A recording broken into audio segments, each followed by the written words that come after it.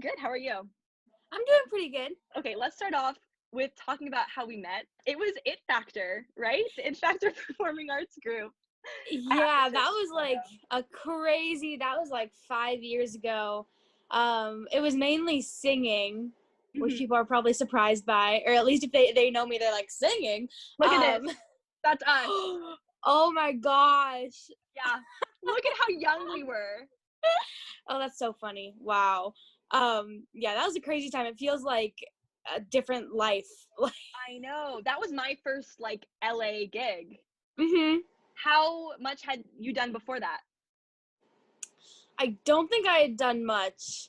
I definitely didn't have like a great resume or anything. I might have done like one or two small things, but nothing big or exciting really. So. And you're from Colorado, right?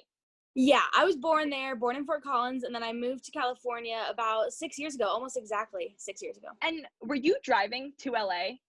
Because, yeah, so okay, I remember, I think I met you at that audition, and like my drive was an hour, and we thought that was a long time. And I remember meeting you, and your mom was like, "Oh yeah, we just drove 15 hours." Yeah. And my mom was like, 15 hours? That is coming. Yeah. Yeah, well, and actually that reminds me, I don't know how I could have forgotten this, but I guess I did one thing, because there was a group called Latin Flava. It obviously isn't like around anymore, and it was only around for like a year or something, but it had all of like some of the most popular dancers now. Like it had Casey, Jordan Jones, Lexi Smith, Tati, like Gabe, DeGuzman, Will. So it was kind of like all like kind of like the teen dancers now, but it was when we were younger and we were all in a dance group. And so I was driving out for that.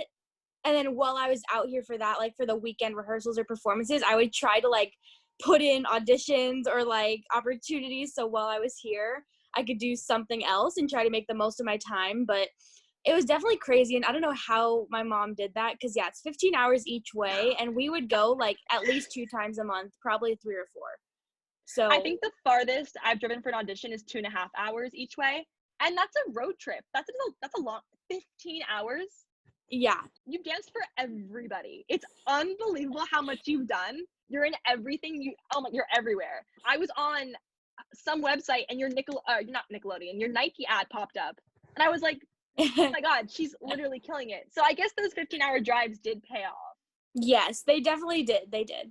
So the It Factor Performing Arts Group, what did we do? We sang at a pilot for a cake. Oh my God. Right? Didn't we do that? Yeah. I don't think anything ended up happening with that show, but yeah, we did sing and perform at that pilot for like a bake-off. I think it was called Cake Built Sweets. I'm pretty sure. Something like that. Yeah. Something like that for sure. It was interesting. It was fun though. But like I said before, that feels like I barely remember that. Like it feels like that was a lifetime ago. Long ago. Yeah. That was like the beginning for both of us. That's crazy. Tell me just like your top 5 favorite memories. And so for those of you who don't know, we actually just did the prom together. So it's super like full circle. Oh, that's so hard because not like there's so many I could choose from, but there's just so many things that even they're not the biggest. It's just like they were personal ones for me. Like one of my favorites, like I didn't even like get paid for this and it wasn't even a job, but I was the cover of Dance Spirit magazine 2 years ago. And that was just like, that's one of my favorites because it was so full circle, because I grew up like checking out the magazine, wondering, oh, who's going to be the cover this month? Like, oh, what do they do?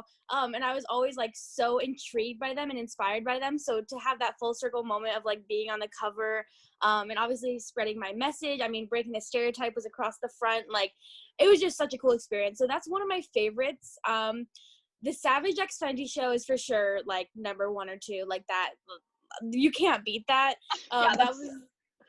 It was such like an amazing experience. And like Rihanna, I always thought it was Rihanna, but it's Rihanna actually. Really? Yeah. The more you know. Everyone calls her Rihanna anyway. So anyway, but she's so amazing and she's such like an inspirational person. I love everything she's doing. It has a great message. And she's so inclusive, which obviously matches like my whole brand and what I'm trying to do. So yeah, I was so honored just to be a part of it. And obviously I love Paris Goebel as well. Like she's amazing, the choreographer. Yeah. So that's up there. Little Mermaid Live is probably up there. So you were doing Little Mermaid Live when I was rehearsing for prom. Yes, funny story with that. So while we were rehearsing for Little Mermaid Live, we all knew about the audition for prom, and they wouldn't let us go because we'd have to miss a day of rehearsal. And we were like, please, like, the rehearsals start after this is done, like, after we shoot Little Mermaid Live. So I was like, can we please, like, miss one day to audition for this? But they wouldn't let us, which is totally, like, their call. You know, obviously they don't want a ton of people missing a whole day of rehearsal time. But it was like, Then you still got it. Right. I was glad I got to be in one number, but I was like, I wish I could have been a bigger part. But I was so happy that I got to still be a part of it. And that was so much fun, even though we would go till like 3 a.m. every day. But it was worth it. It was amazing. The cast, the crew, the people, the dancers. Wait a minute. Did you have your audition for AGT because yes. I remember you telling me you had an audition, and Yep. we were, dancing until 1 a.m, and then you had to be there at 7. Yeah. I was like, oh my God, you were running on nothing. Yeah. And was it for AGT? Yeah, so we shot prom, I think, like the 4th, 5th, and 6th, and then they ended up wanting an extra day that wasn't scheduled because they wanted a few more shots or they missed some things. And so they were like, okay, can everyone come tomorrow? And in my head, I was like, oh my God, I'm going to ruin the whole movie. I'm like, oh my God, what am I going to do? I can't come tomorrow. Like, I can't miss this. And it's because I had my AGT audition the next morning. So yeah, that was pretty fun. And then AGT, obviously, like, if you did see it, if you didn't, I saw whoever's listening, I did AGT, I danced, and even though it didn't go perfectly, it still was a great opportunity, and like it got me in front of so many more people, and hopefully I helped inspire people to do what they want in life and to follow their passion. So I'm still very grateful for that, even though, like I said, it wasn't my dream result. Yeah. Well, this is a great point. So when you have an audition, or in this case a job and an experience that doesn't go your way, what did you learn from that experience? I honestly learned to never like make assumptions about people, because if I'm being honest, I thought Simon was going to be so mean and I thought he was going to like hate me, but he ended up loving me the most out of all of them. And then Heidi ended up being the one who wasn't really a fan of me, which is fine, that's her opinion. But that was not what I was expecting at all. So I kind of learned, like, don't make assumptions and don't have expectations. Really try not to have expectations, because 95% of the time they'll never be met. So never make that. And then also, just everyone's gonna have a different opinion, and it doesn't mean that you're good or you're bad. Like, one person's opinion doesn't decide that. Mm-hmm. So it's honestly just a personal preference and what they enjoy, what they like.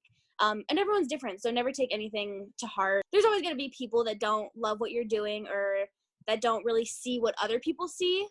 But that's, part of it, and you're never going to get everyone to love you.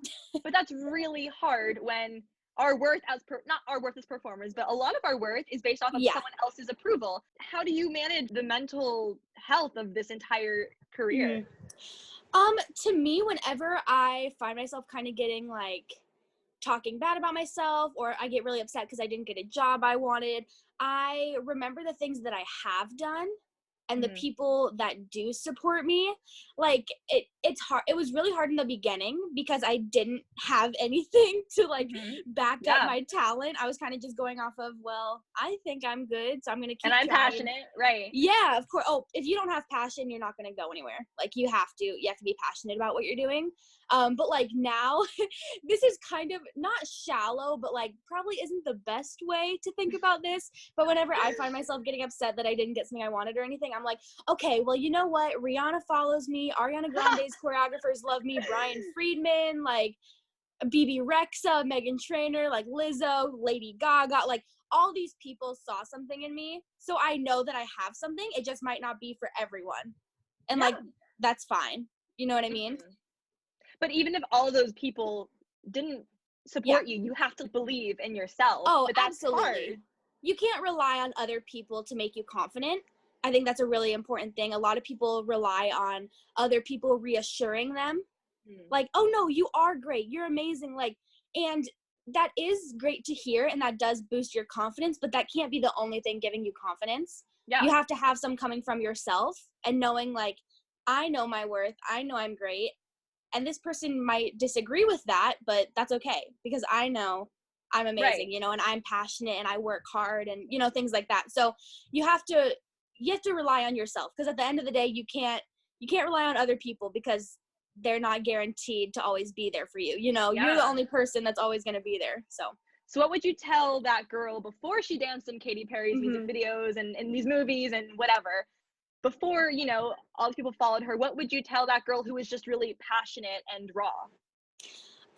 I mean, if I ever had like a bad day when I was younger, I would tell her that you have such a love for dance, and that, if, in my opinion at least, if you have enough passion for something, then you can be successful Mm-hmm. in some way. Like, it doesn't necessarily mean you'll be going on world tours or dancing behind backup artists, but maybe you'll get to be a teacher, or maybe you'll get to be a choreographer's assistant. Like, if you really want to be in that industry and you're passionate enough about it, you will find a way to get in there. I truly believe that, because I know plenty of dancers who are great dancers, but they don't love it as much as me and other people that might have a better resume or whatever, you know what I mean? Half of being successful, in my opinion, is your work ethic, your Oh. passion. Your, like, if you don't have that, I don't care if you're a great dancer, like, people can Mm-hmm. tell right away. Like, and Mm-hmm. I think that's what separates the amazing dancers from good ones, is the passion and like their energy. When you're passionate about Mm-hmm. something and you're dancing, you can completely tell the difference. It, like, it's Yeah, so obvious. it's So true. So anyway, going kind of trying to go back to the question, I would just say that, like, you've always loved what you're doing since you were 3 years old. Like, you know, you have a huge passion for this. So just trust yourself, be confident. You love performing, so why stop? You know what I mean? but I feel you like, had a little more than passion because you and your mom moved here for you to yeah. pursue this, right? So how did you make that decision? 'Cause that's a huge change for your whole family. Yeah, it really was. And I'm so lucky to have a mom that did that. First of all, so lucky. I had some people that supported my decision to move to LA, but I also had a lot of people telling me don't. I had multiple choreographers and teachers tell me, oh no, like, you shouldn't go out there, you're gonna get eaten up alive, like, don't go. I had one person tell me, oh, wait till you lose weight, then go out, you'll be more successful. If you've heard me in interviews before, you've heard this 1,000 times, but like, a studio director kicked me out because of my size, because I didn't fit his vision. Well, And I'm so sure I had, he's not happy now seeing my right, that's what I love thinking about that too. Um, but I had plenty of people telling me not to go, or I wasn't ready, or I didn't have a good enough look. But I also had myself, who knew that this is what I meant to do. I had my mom, who, I trust my mom a lot, and she's a very, like, smart woman, and I knew that. And to have her trust, Mhm. that totally, like, boosted my confidence to 1,000, because I know that she wouldn't have taken that risk if she truly didn't think I could have done it. So that gave me a lot of reassurance. And I just, I don't know how to describe it, but, like, I just know that I have something special that no one else has. Like, my dance teachers were growing up would call it, like, the it factor, or like, just Mhm. when I perform, you can't The help It but Factor watching Performing me. Arts Group. That's how we met. Look Taking at it that. back. But they would always say, like, you can't help watching me on stage, even if I mess up the steps or I don't have it perfectly. Like, my passion, like, radiates. It just fills the room. And I just knew that I had something special at the end of the day. It came from myself. I knew in my head that I was meant to do something bigger. So you moved to LA at what age? I was 13, like 2 weeks before I turned 14. LA is very different than Colorado. But I would say it took about a year and a half before I really did anything. Or at least any, like, dance jobs. I think the it factor was like 6 months to a year after I moved. So that's probably one of the first things I did. But then after that, the first dance job I did was a JC Penney commercial. And it Nice. was with, like, Charlize, Jordan Jones, Taylor Hatala. And I knew them all before, just from, like, dancing at Millennium and stuff. But it was cool to do that commercial, and that was my first ever job, I believe. And for my first, like, my first 2 years in LA, I did, like, one job every 4 or 5 months. Like, it was not happening great Mhm. for me. But, you know, everyone says it's not going to happen, like, overnight. Like, everyone, even the best dancers, it took some time because you have to build up relationships, build up, like, your technique. And, like, it's weird because dancing in LA is so different than dancing anywhere else. Like, you have to adjust to the type of dancing in LA. It's hard to explain. Even dancing in New York, it's just a different vibe. Yes, it's so different. So you kind of have to adjust to, like, the LA energy. Yeah. But then after that, I would say my third year is when it kind of started picking up. I did the Katy Perry music video was my first thing. And then in 2018 was probably the year that I saw the most growth because Katy Perry was summer 2017, I believe. And then 2018, I did the Ellen Show. I did the Radio Disney Music Awards. I went to France. I went to London to teach and to be in music videos. I was the cover of Dance Spirit that year. I did stuff with Nike. And then 2019 was 100% like my top year for sure. 2020 could have been. What have you been up to? Oh, it's been really hard, honestly. Are you in LA right now or back home in Colorado? I'm in LA, but I actually leave tomorrow to drive to Colorado for Christmas. Oh my gosh. But 2020 started off so well. The first thing I did, let me think, what was the first thing I did? I think the first job I did was the Lady Gaga music video for Stupid Love, which, oh my God, she's so amazing. And then I was traveling, I did the prom, I did AGT, like, I did so many things in just those 3 months, and then it was like, eh. Well, what's crazy is that we filmed the prom literally the day before the world shut down. Yeah. So when you did AGT, was Corona like it was bad? Like no one was wearing masks yet. It was like, because it was March 7th, and I think like the full lockdown was the 21st or 20th, I believe, I think. So it was like everyone was kind of cautious, but we didn't have to like stay apart. No one was wearing masks. It was more just like try not to cough or like try not to like I remember sneeze on Kerry people. Washington would say, "Everyone wash your hands."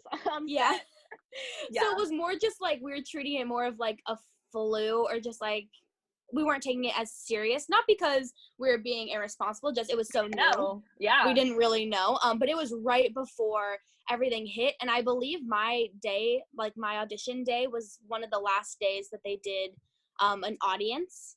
Wow. Because the next days they had no audience. So I'm very happy though. I was like, without an audience, that would not be the same. No. Yeah. Oh my gosh. What have you learned about yourself this year in quarantine? It's been a very hard year, but also like I'm very thankful.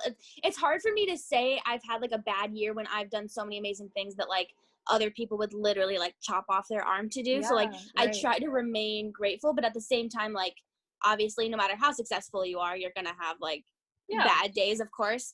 So I think I've really noticed that which this isn't a good thing, I really rely on like booking jobs or booking things to give me confidence, like I was kind of talking about before, which is not how it should be. Right. And you know, there were a few things like, and I'm very comfortable talking about this, like I was on hold for the Savage Fenty show and then I didn't get it, and that completely, like when I tell you I was a wreck, like I was sobbing. I've been there. And I was like, I'm terrible. Paris hates me. Like, I'm not good enough. Like, I'm a terrible dancer. Like, it was so bad. Like, I even went on like a week getaway, just to this like lake in California with my mom. And I was like, I just need to like. Oh, when you want something so badly and you work so hard and you get so close and then you don't get it, it hurts. It hurts so bad. And you never fully get over it. So it's like a hole in your heart. Yeah. Oh yeah. It definitely hurt me a lot, but I think it did teach me a good lesson. Like, and it was kind of like a tough love sort of thing, because I can look at myself and I can say, okay, Amanda, this is kind of karma, because I can say that like I was expecting it. Like I was like, oh yeah, I'm gonna do the show. Like I'm gonna do it. It's like I'm expecting it. And you can't act like that, because no matter how good you are, nothing is guaranteed.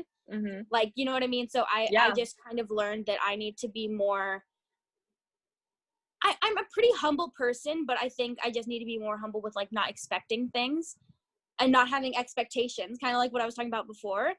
So I think that's something I learned through that experience. And then like, also I was on hold for the American Music Awards. And then I didn't get that, and I was like, oh, all this over again. This happened again. But then I'm also very lucky that I've even been able to do some jobs with this whole thing going on. I've actually done mostly modeling, which is really fun. And I'm really happy, but I do miss dance jobs. But I've done a few things. People don't see this. They only see on social media like what you do book. They don't see what you don't book or what you're on hold and then don't get. Yeah. It's not just all ups. There's a lot of ups and downs when it comes to, you know. And there's so many different jobs. Like, you always have to look forward to the future. Like, and I'm still working on this and getting over those two things, because still I'm like, that show was freaking amazing. I would have loved to be a part of it. But I'm a lot better now. But you have to realize that that was a job. It happened. There's so many other jobs happening. Yeah. Like, there's always going to be something new coming along. That's what I love about, like, the industry. It's like, it's not one job that you have for, like, your whole life.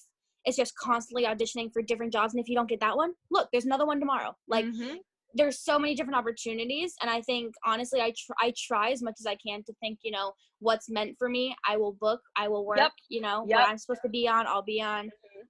So I try to keep that mindset. But sometimes it's hard. The universe has, as long as you wake up every morning and you're humble and you work hard, the universe has your back. And if you don't book something, maybe it's keeping you available for what really is meant to be yours. I mean, one example of that, I'm sure there's others, but one example of kind of the same thing is I got asked, so about two years ago, my dream artist to work with was Meghan Trainor. I had never worked with any artist. And like, she was just the person that like I really wanted to work with at that time. And I got called to be in her, what was the song? No Excuses, I think, music video. Oh my God. So I was supposed to be in that, but at that time I was going to be in London for teaching and performing with Capizio at this big like dance festival in London that they were taking me to. And I was so crushed, because at the time that was like my Rihanna of the time. Like, she was like, I was like, oh my God, I want to be with her so bad. I want to dance for her so bad. And I was so upset. But then like 3 months later, I got called to perform at the Radio Disney Music Awards with her. So I was like, see, like I got to work with her still, and I got to go to London. Oh my God. So yeah, amazing. I think everything happens for a reason, even if you can't see it now. And it might not be always like a month later you'll find out. It might be 5 years down the line. Because so true. Actually, even on the Katy Perry set, I auditioned. I don't remember what it was for, but it was something like Kids Bop. Like, I auditioned to sing or something, and I didn't get it. And then on the Katy Perry set, obviously Kids Bop didn't book me for dancing on the Katy Perry music video, but 2 guys that held the audition for Kids Bop were there. And then they said, my mom's right here. Oh yeah, okay. And they actually ended up being the ones that recommended me to JCPenney to do a huge campaign with them. So I was like, you never know, what is connected, who's working on what, who has connections to this. Like, Kids Bop, JCPenney, Katy Perry, they were all linked. Like, how? That is amazing. I have no idea. So yeah, I ended up getting a huge JCPenney campaign because I didn't get Kids Bop. I think the lesson there is to always be you should be a nice person at all, obviously, but you never know. You seriously never know. And that's why I truly, like, I always make sure that I'm nice. I'm treating everyone amazing. It does not matter if they are the catering company, if they are the director. It does not matter. You treat everyone amazingly, because that will come back to bite you later. So. No, it's so true. So true.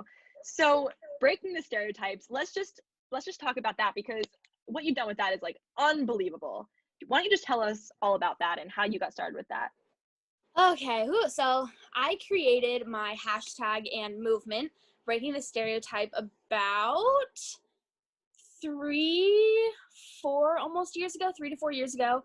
And it was really random. I was not like sitting down trying to create a movement. Like, that's not what I was doing. I was literally in my car, and I think I saw that one of the people I was following kind of had their own cute little hashtag that they would put on their posts. And I was like, oh, that's kind of fun. Like, I should come up with one that like could be my own little thing. Yeah. But I wanted mine to have like a meaning and a message behind it that wasn't just like Amanda 14 dance. Like, I just wanted it to have a more important message. And so I came up with breaking this stereotype, and it's self-explanatory, but in the dance world, it's gotten better, but there's still such like a look to the LA dance industry. Like, they're very stereotypical on tours, music videos. Like, you pretty much see the same like body type, same people in each music video. And so I just wanted to break that and just help the dance industry become more diverse and more what's the word, diverse and accepting, I guess. Yeah, inclusive. Thank you. More inclusive. And so I didn't think it was going to go anywhere, really. I thought it was going to be more of a personal thing. But people started to pick up on it and really loved it and started to be would gravitate towards it. And it kind of became a whole movement. I mean, I have merch now on the cover of Dance Spirit magazine. That was like the whole title. And I'm so lucky because I think it's given me a lot of opportunities, and I'm really happy that I've been able to help some people and inspire people. So yeah, that's kind of what that is. And it's like my baby. It's been such a huge part of my career. So. And you didn't sit down and try to do it. It just happened. No, Wow. If you try, like, it's almost like when people say, if you try to go viral, that's not going to happen. Like, you can't be like, okay, I'm going to make a video and it is going to go viral and I'm going to do this, and that'll make it go. No, you can't do that. Like, it has to be organic and like genuine, or else people are going to be able to tell a mile away that you're trying to go viral. Like, that's not how it works. And so I created it from a genuine place, and I created something that I was passionate about, and that's why it did so well. Totally. So yeah. So what advice would you give to a young dancer coming to LA for the first time, not knowing anybody, nervous? What would you tell them? I would say it's really hard. It's really hard when you first come here, and even when you've been here for a while, it's still hard. I would say don't trust anyone, but be careful with who you trust and who you surround yourself with. Make sure you surround yourself with positive people who are supporting you and uplifting you and not tearing you down or anything like that. Who you surround yourself with will really like change your whole trajectory of being in LA. So that really matters. I would say keep working hard. You're not going to get it the first couple of years probably.